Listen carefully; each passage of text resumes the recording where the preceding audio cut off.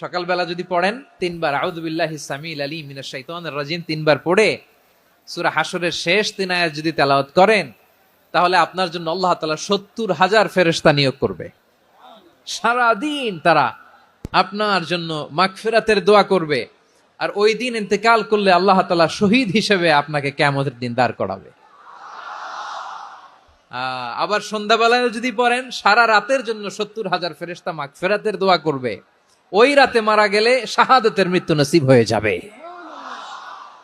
আযকারুস সাবাহি ওয়াল মাসা, সকাল সন্ধ্যার যে জিকির, এই জিকিরের অন্তর্ভুক্ত করে নেবেন এই ওয়াজিফাটা।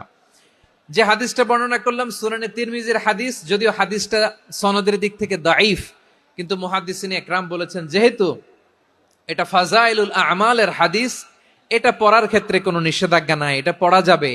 সো সকাল সন্ধ্যা যদি সুযোগ হয় এই ওয়াজিফাটা যেন আমরা পড়ি।